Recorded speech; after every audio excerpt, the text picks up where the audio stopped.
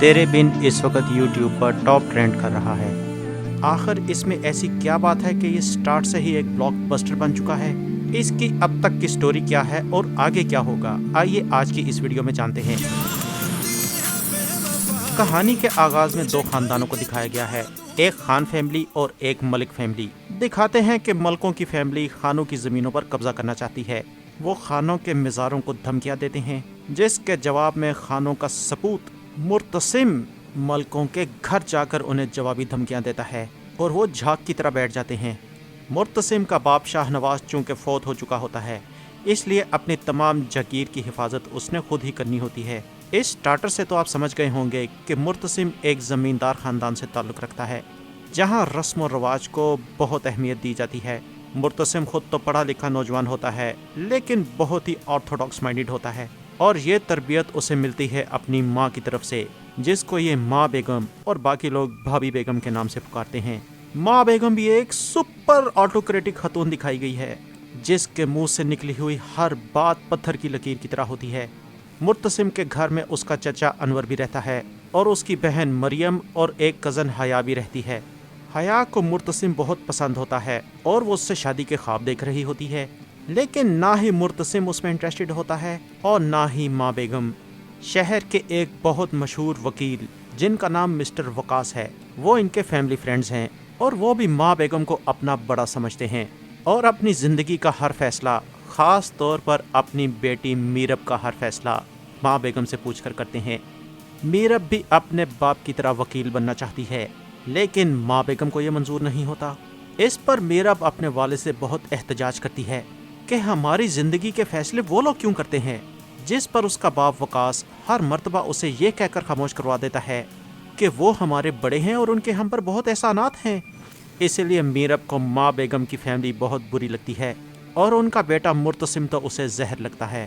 مرتسم کو میرب ایک گھمنڈی اور بدتمیز لڑکی لگتی ہے، اینڈ وائس ورسا۔ میرب کو بھی مرتسم ایک بدتمیز، گھمنڈی اور دقیانوسی خیالات کا مالک آدمی لگتا ہے، یعنی دونوں ہی ایک دوسرے سے نفرت کرتے ہیں۔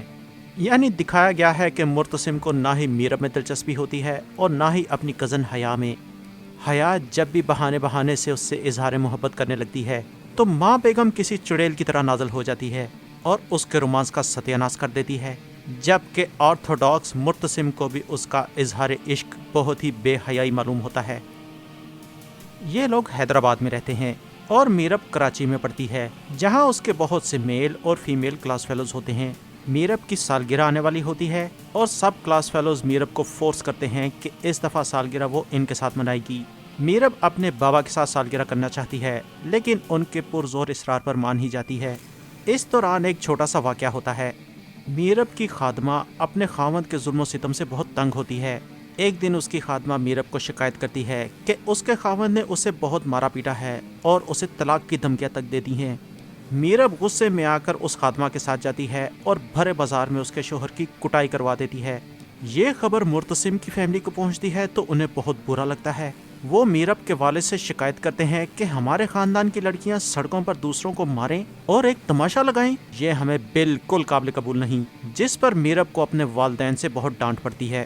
میرب کو بہت غصہ آتا ہے اور اسے حیرت ہوتی ہے کہ یہ کون لوگ ہوتے ہیں ہمارے معاملات میں اتنا انٹرفیئر کرنے والے۔ وہ اپنے والد سے کہتی ہے کہ ایک تو میں نے ایک مظلوم کی مدد کی اور یہ آپ ہی کی تربیت کا نتیجہ ہے، اور دوسری طرف مرتسم کے گھر والے اس پر چڑھائی کر رہے ہیں، لیکن میرب کا باپ اس کی سائڈ نہیں لیتا، بلکہ میرب کو مجبور کرتا ہے کہ وہ ماں بیگم سے سوری کہے۔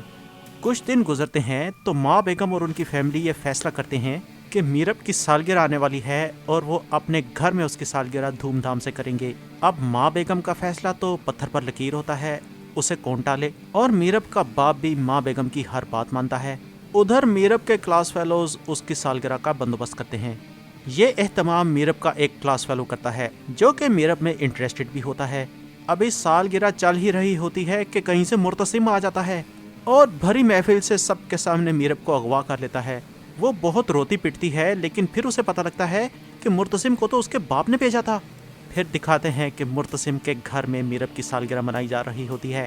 وہ خون کے آنسو رو رہی ہوتی ہے، لیکن سالگرہ کے موقع پر میرب پر ایک اور بم گرایا جاتا ہے۔ ماں بیگم اعلان کرتی ہیں کہ میں نے فیصلہ کر لیا ہے کہ میرب کو اپنی بیٹی بناؤں گی۔ यानी उसकी मुर्तसिम से शादी कर दूंगी। ये बात मीरब और मुर्तसिम दोनों पर बिजली बनकर गिरती है। सबके सामने तो दोनों कुछ न कह सके, लेकिन दोनों ही एक दूसरे को रिजेक्ट कर देते हैं। मीरब ये बात अपने माँ बाप के सामने रखती है और कहती है कि मेरी जिंदगी के फैसले वो लोग क्यों कर रहे हैं।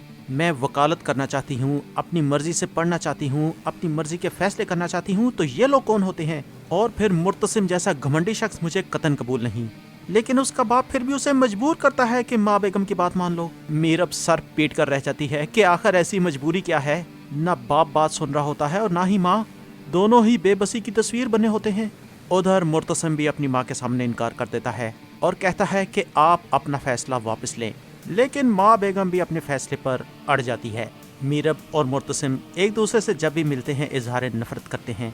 उधर हया भी माँ बेगम से एहतजाज करती है कि मुर्तसिम से मोहब्बत मैं करती हूँ और आप उसकी शादी उस लड़की से करना चाहती हैं जो उससे नफरत करती है। लेकिन माँ बेगम उसे ये कहकर टाल देती है कि तुम्हारी भी शादी कर देंगे किसी अच्छी जगह पर, लेकिन मुर्तसिम से नहीं। मीरब आखिर एक दिन बेचैन होकर घर से भाग जाती है।